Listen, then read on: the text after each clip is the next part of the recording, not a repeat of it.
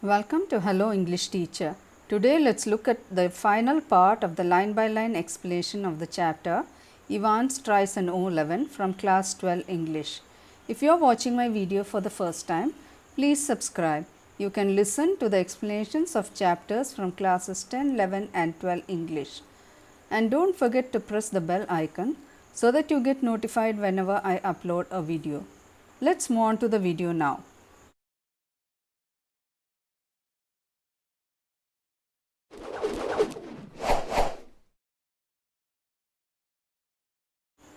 So we saw how Evans had escaped from the prison imitating as McCleary.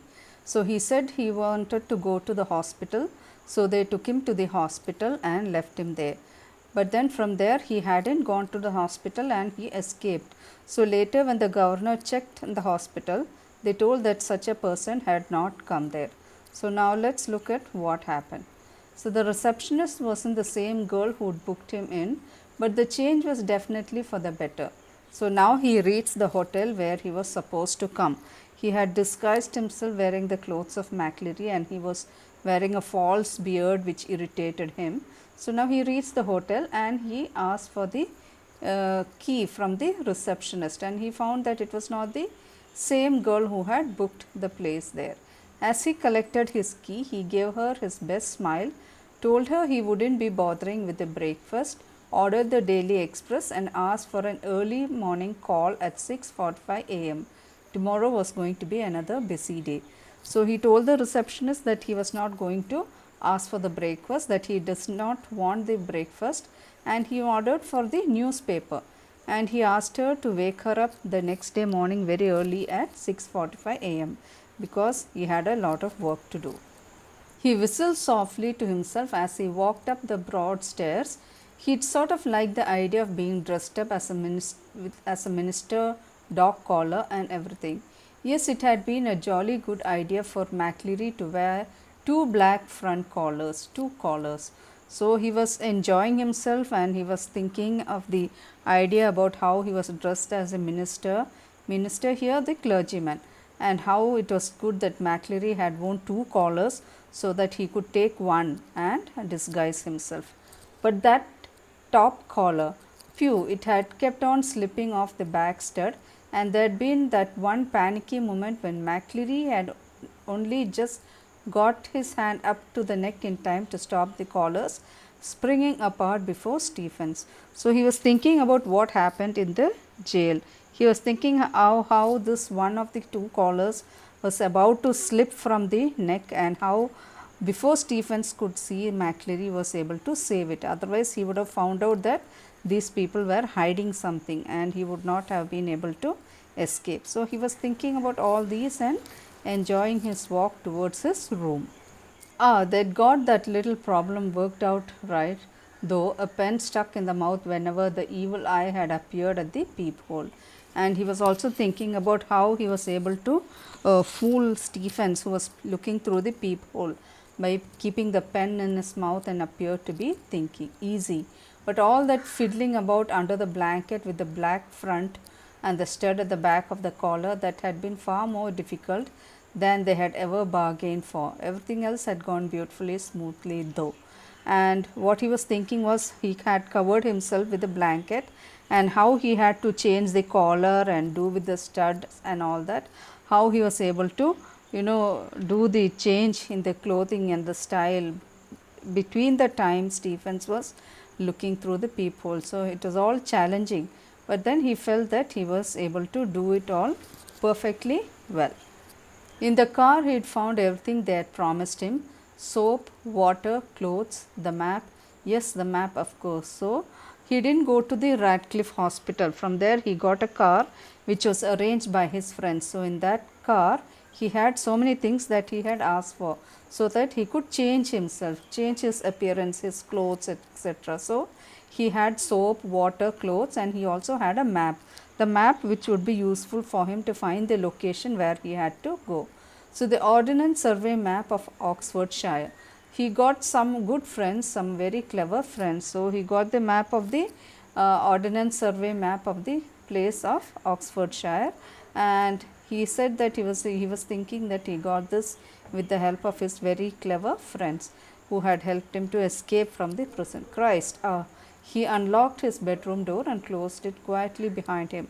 So he thanked God because he was not caught and he was able to escape with the help of these friends. And then he opened his room and quietly closed the door behind him, and then stood frozen to the spot like a man who had just caught a glimpse of the Gorgon. So, what is this Gorgon? Gorgon is a monster who could turn you to stone by the mere look at you. So, he froze as if he saw a ghost or a demon that could transform you. So, sitting on the narrow bed was the very last man in the world that Evans had expected or wanted to see. So, he froze because he saw something unexpected. And what did he see? He saw the person whom he had never expected at all, or he even never wanted to see that person. It's not worth trying anything, said the governor quietly as Ivan's eye darted desperately around the room. So, who was sitting on the bed? It was the governor himself. And he told Evans that now there's no use of trying to escape. So, when he was saying that, Evans was trying to look around the room to see what else was there or who else was there in the room, and if it was possible for him to escape. I've got men all around the place. Well, there were only two really, but Evans needn't know that. So he told Evans that you don't have to escape, you can't escape as well, because I have got men surrounded all over this place. Actually, he had only two men, but then he told him so that he will not try to escape. He let the words sink in. So he just told him so that he would understand and be quiet. Women too, didn't you think the blonde girl in reception was rather sweet? And then he told Evans that didn't you notice that the girl who was sitting in the reception was sweet? So he wanted to tell him that that was also part of his own plan. So Evans was visibly shaken. That means he was worried really, because he thought he had escaped, but then he had come and fell straight in front of the governor. He sat down slowly in the only chair in the small room could offer and held his head between his hands. So he sat down and he felt very desperate, very sad. For several minutes there was utter silence. Finally he spoke. It was that bloody correction slip, I suppose. So he sat for some time, he thought for some time, and then he spoke. What did he say? He said, I think everything was because of the correction slip. It is through the correction slip that you had come to know that I am here. Well, said the governor. So the governor was so satisfied that he was able to catch hold of Evans. There are a few people who know a little German, and he told him that it's not only you, even I know a little bit of German. So that is how I was able to reach here. Slowly, very slowly, Evans relaxed. He was beaten and he knew it. So Evans understood that there is no more escape, that he was caught.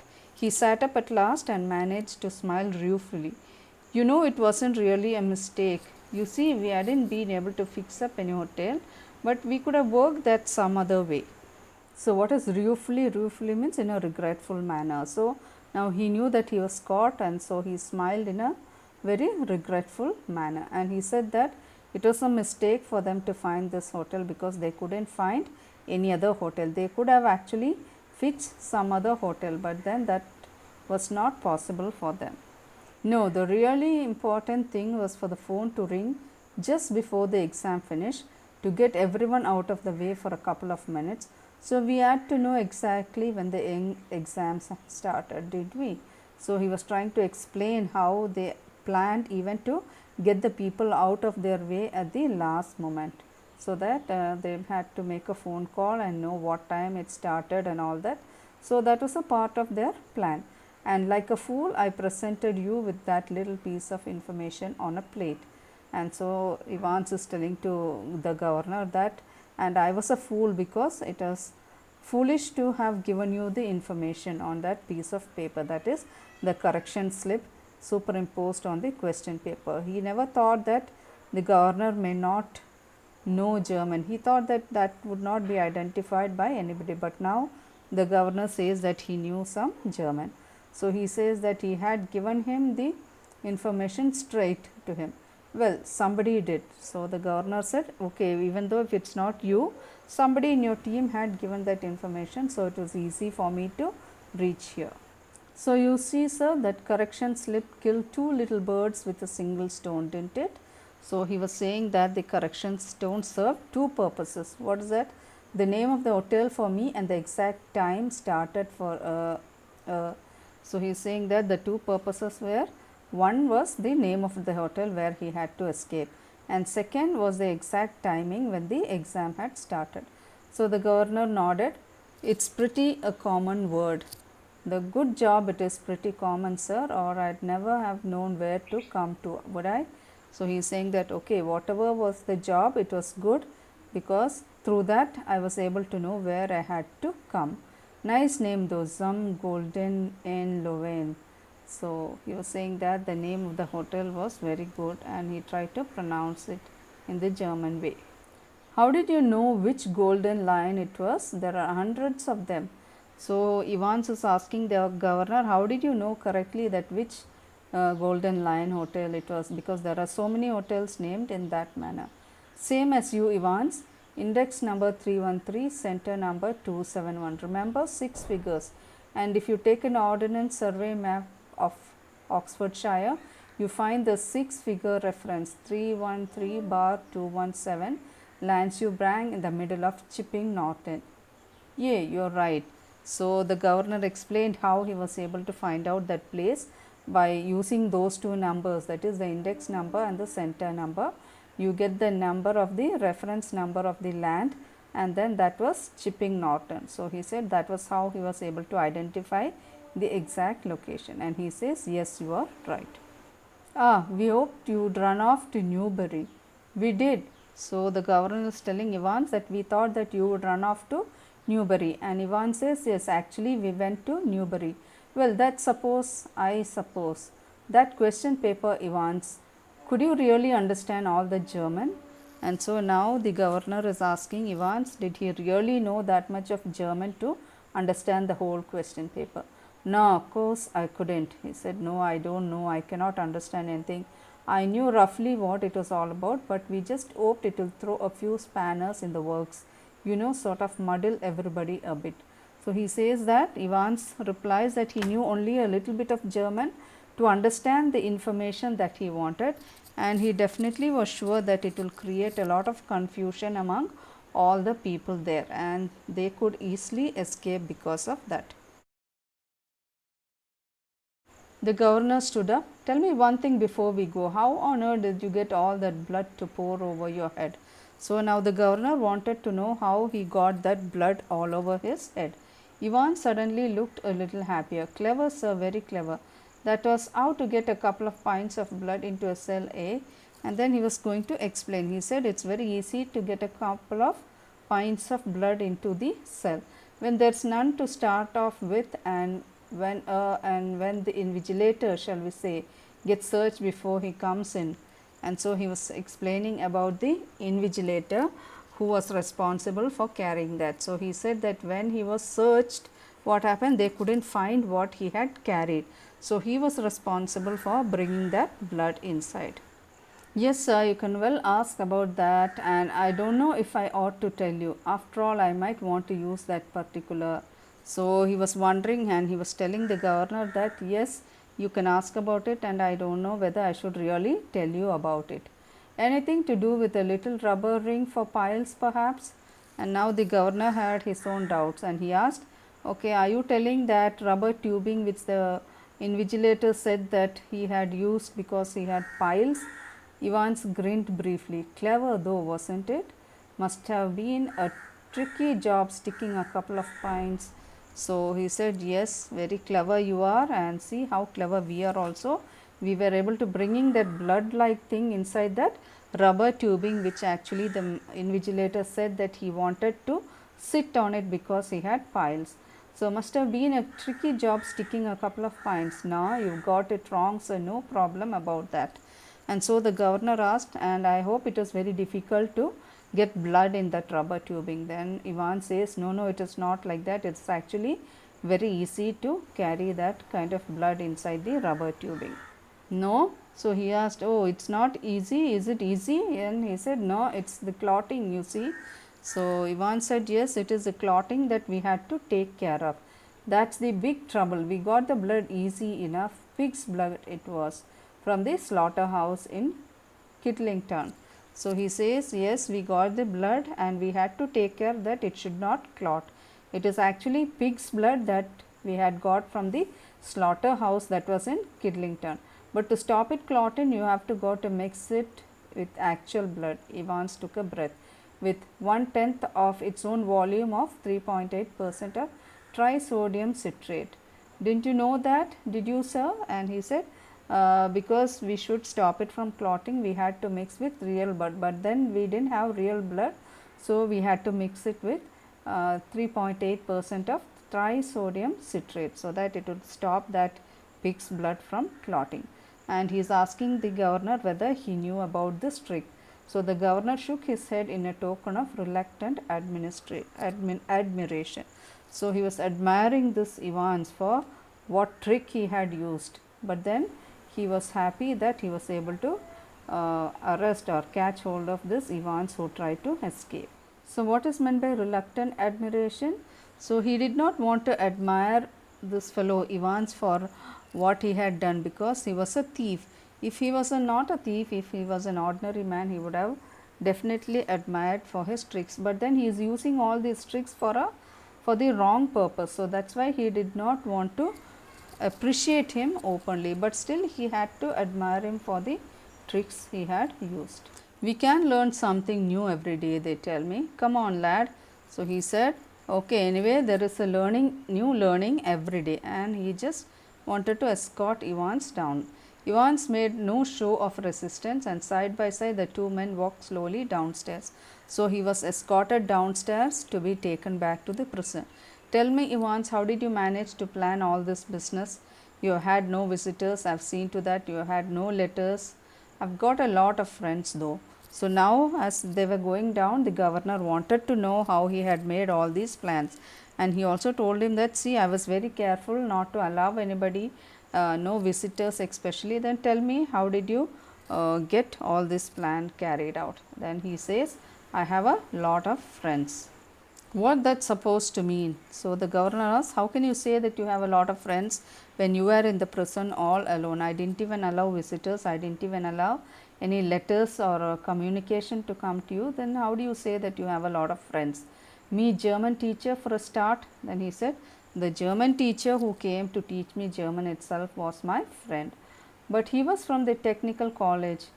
Was he? Evans was almost enjoying it all now. So the governor said, how can he be your friend? Because he was from the technical college. And Evans very innocently asked him, was he from the college? Evans, check up on him, sir. God Almighty, there's far more going on that I always will be, sir. So everything ready? Asked the governor as they stood by the reception desk. So he is asking whether you had checked on him also. And then, as the governor said all the details about that, he said that he was always very careful not to see to it that this fellow Evans would make an escape. So he asked the other officers who were standing there if everything was ready to take back Evans to the prison. The van's out the front, sir, said the pretty blonde receptionist. So the receptionist said that the van was already standing outside. Evans winked at her and she winked back at him. So both of them winked at each other, Evans and the receptionist. It almost made his day. So he was feeling so happy. A silent prison officer handcuffed the recaptured Evans, and together the two men clambered awkwardly into the back seat of the prison van. So one officer came, he handcuffed him, and then both of them clambered awkwardly, means they walked in a very awkward manner, because they had to go back to the prison, and they climbed the prison van and sat in the back seat. See you soon, Evans. It was almost as if the governor were saying farewell to an old friend after a cocktail party. So the governor wished him, telling him that see you soon. So it was as if he was seeing off a friend. So cheerio, sir. So Evans also told him that he would see him soon. So what is the meaning of cheerio? It's an expression used of good wishes, especially while parting. So he said, cheerio, see you soon.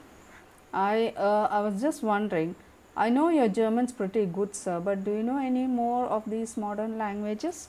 So before leaving, Evans wanted to know something else. He asked the governor that if he knew any other foreign language, and he also told him that he knew that he was good at German. So that is why he was caught. Not very well why. Evans settled himself comfortably on the back seat and grinned happily. Nothing really, I just happened to notice that you have got some O-level Italian classes coming up next September, that's all. So Evans just smiled and he told the governor that in next September there is an O-level Italian examination. Maybe I want to do that, so I just checked to see if you know any Italian, because if you know Italian, I will not be able to escape. So perhaps you won't be with us next September, Evans. James Roderick Evans appeared to ponder the governor's words deeply. So when the governor told him that he will not be with them next September, he was wondering, ponder means wondering and thinking about why the governor told him like that. No, perhaps I won't, he said. So he said, yes, maybe I may not be there. As the prison van turned from Chipping Norton on the Oxford Road, the hitherto silent prisoner officer unlocked the handcuffs and leaned forward towards the driver. For Christ's sake, get a move on. So as the van crossed from Chipping Norton to the Oxford Road, the hitherto silent prison officer, that means the prison officer who was until then silent, quickly unlocked the handcuffs of Evans, and then he told the driver to go fast, move away fast. It won't take them long to find out. So he was telling, either you move fast or we'll get caught. So they will not find out where we have gone. So now we know that this prison officer who was silent was also a friend of Evans, and he was also an imposter. He had come there to help Evans escape. So it's not the real officer from the prison. So now both of them have escaped with the van. Where do you suggest we make for? Asked the driver in a broad Scots accent. So the driver was also one of their friends because he also had this Scottish accent. So he asked them, where should we go to? What about Newbury? Suggested Evans. So Evans said, why don't we go to Newbury? Because he knew that now the governor will never come back to that place. So finally Evans had once again escaped, though he was captured once, but then again he was able to fool the governor and escape from there. So though we saw how the governor was clever enough because he knew a little bit German, and with that he was able to locate Evans, but then Evans was too clever because again with the help of his friends he was able to escape once again from the governor himself. So I hope you liked today's video. For more informative videos, do subscribe to Hello English Teacher, like, share and give your valuable comments below. Thank you for watching.